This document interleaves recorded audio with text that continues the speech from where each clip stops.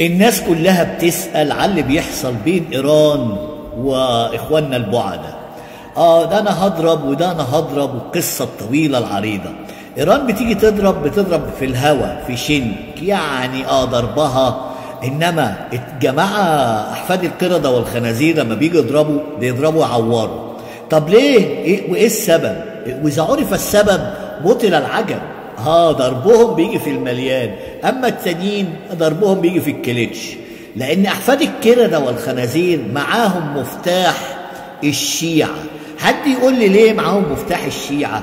لأن اللي عمل الشيعة دي يا ناس، ياهو يا بلد يا بني آدمين، اللي عمل الشيعة واحد يهودي. اسمه إيه؟ عبد الله بني سبأ اليهودي. خد بالك من الاسم ده، عبد الله بني سبأ اليهودي. عمل له ايه سيدنا علي؟ حرقوا. طيب يبقى اللي عمل الشيعة يهودي. طب الشيعة كم ملة؟ الشيعة 45 ملة، يعني 45 طائفة. باقي من ال70 اللي قال عليهم رسولنا الكريم كام؟ 25 طائفة. منهم الجماعة بتاعتنا احنا اللي اتزرعت في مصر، عشان انا لسه هجيلك لمصر. تفرق المصريين، اللي هي جماعة لبراس كلنا عارفينها، وزعيمها حسن البنا. طب ما حسن البنا ده جاي منين؟ لا حد يعرف له لا اصل ولا فصل. بس انا اقول لك كلمتين.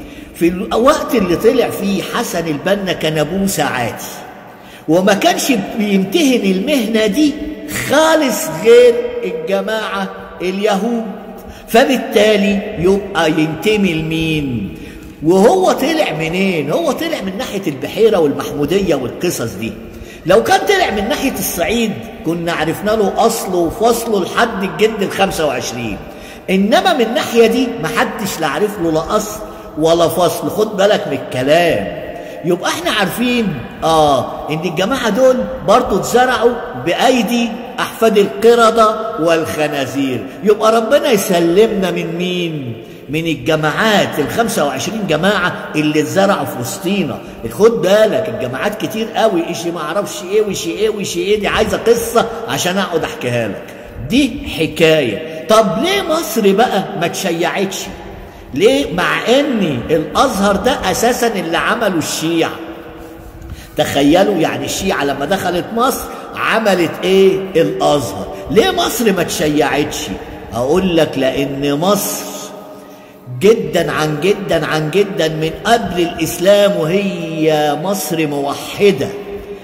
الايمان بالفطرة عند المصريين، الايمان بالله بالفطرة عند المصريين الأحرار اللي هم أساسهم مصريين. فبالتالي مش هتلاقي في المصريين الجماعات الكتير دي، ولما بتطلع جماعة بينبذها الشعب. خد بالك من الكلام. وده عشان نبقى فاهمين بس ان هم مفتاحهم مع مين؟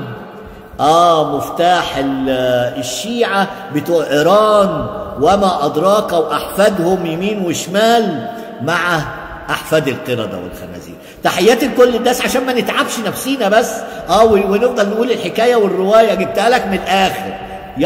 يلا